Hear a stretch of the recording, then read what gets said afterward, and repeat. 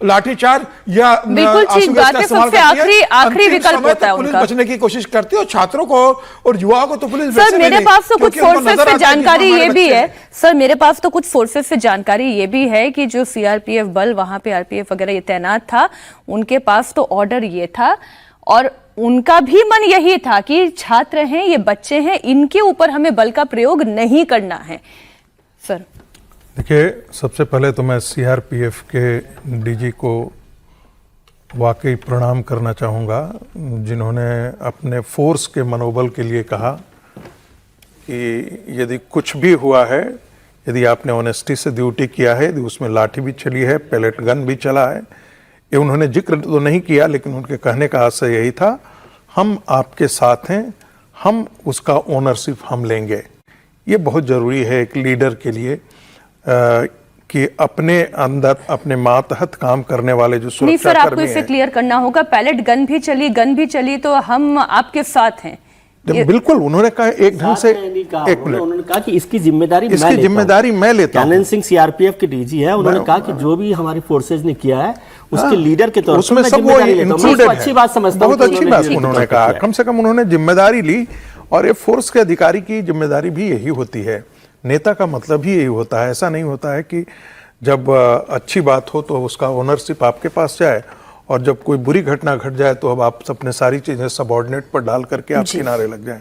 तो सबसे पहले ये बात। दूसरी बात, जब लोग ये तुलना करने लगता है कि भाई छात्रों का आंदोलन था, पुलिस ने पिटाई की, तो पुलिस ने तो परमिशन नहीं दे रखा था जाने के लिए। पुलिस ने बार बार सीजेपी के नेताओं को 8 बार उनको कहा, रिटेन में कहा कि आप परमिशन ले लीजिए, किन कैसे कैसे जाएंगे आप, क्या। जब भी ऐसे प्रदर्शन होते हैं तो कम से कम इतनी पता होता है, पुलिस को जानकारी में होती है कि कितने लोग आ सकते हैं, कितने लोग नहीं आ सकते हैं। इसकी जानकारी लगभग मोटा मोटी आती है प्रदर्शन के दौरान। एनी हाउ, हम लोगों ने तो रैली वो भी देखी है, राम मंदिर के मुद्दे पर रैली 3.5 लाख थे लोग। किसी ने जाकर के एक कोई पत्थर भी नहीं फेंका, किसी ने तोड़ा भी नहीं। वो तो कांग्रेस की सरकार थी, लेकिन कुछ भी ऐसा नहीं हुआ था। मैं पहले दिन से कहता हूं, क्या पुलिस का ह्यूमन राइट्स नहीं है क्या इन सिर्फ छात्रों का ह्यूमन राइट्स है? क्या आर्म फोर्सेस का ह्यूमन राइट्स नहीं होती है क्या? कई बार आप सवाल होता है, आपने गोली यहां क्यों चलाई, आपने गोली आपको जांघ पर क्यों नहीं चलाना चाहिए था? दंदनाती गोलियां सर से होकर के गुजर रही हैं, आप फोर्स से आप चाहते हैं कि वो गोली जो है वो निशाने लेकर के छाती पर नहीं मारे, यहीं पर मारे। मैं इसका मतलब ये नहीं कह रहा हूं कि पैलेट गन ने चलाया वो, ये चलाया वो। मैं लाठी यदि चलाने की मजबूरी यदि हुई तो इसलिए हुई कि ये अराजक छात्र जाकर के संसद के दीवार तक पहुंच गए थे। उसका वीडियो आ चुका है, संसद के दीवार के पास आप खड़ा हो जाए। तो क्या आप चाहते हैं कि वो संसद के अंदर घुस जाते और जो नेपाल और बांग्लादेश में करने की राहुल गांधी की इच्छा थी वैसा ही कुछ हो जाता, तब आप जाकर के मानते? इसका मतलब है कि आप ऐसे लोगों के साथ खड़े हैं जो नेपाल और भारत की तरह। यदि सीजेपी का छात्र नेता यह कहता है कि हम सुप्रीम कोर्ट की नहीं मानते, आपने तो हमको वादा किया था, तो क्या सरकार ने यह वादा किया था कि जो गुंडे हैं, जो मवाली हैं, जो बदमाश हैं, जो मर्डरर के चार्जेस जिन पर हैं, वो सब भी यदि उसमें अपराध में शामिल है और उनमें तो एक मंच पर बैठा हुआ था, उसको भी छोड़ दिया जाए? इसका मतलब है कि आपकी मनसा गंदी है, आपकी हरकतें गंदी है, आपका इंटेंशन छात्रों का नहीं है।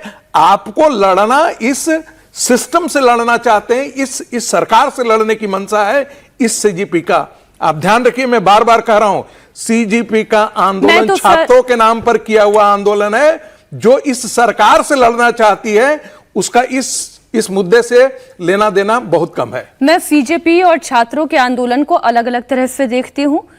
छात्रों का एक विषय था जिसे सीजेपी ने सही समय पर पिक किया, प्रदर्शन शुरू हुआ, उसका अल्टीमेट गोल जो था वो छात्रों को हासिल हुआ, अब उसका फायदा मिलेगा।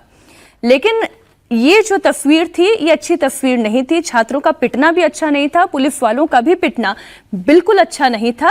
एक रक्षक की जो भूमिका होती है उसकी वो गरिमा का ध्यान रखा जाना चाहिए। लेकिन जैसा समीर जी आपने कहा, मैं आपकी बात से 100% सहमत हूं कि जो भी होता है पुलिस वालों के सामने, वही पुलिस वालों के साथ इस तरह की अगर हरकतें कर रहा है तो जो मांग बच्चे कर रहे हैं कि भाई प्रोटेक्शन हमारे परिवार को भी मिलना चाहिए, उनकी एड्रेसेस लीक नहीं होने चाहिए, ये मांग बिल्कुल जायज़ है।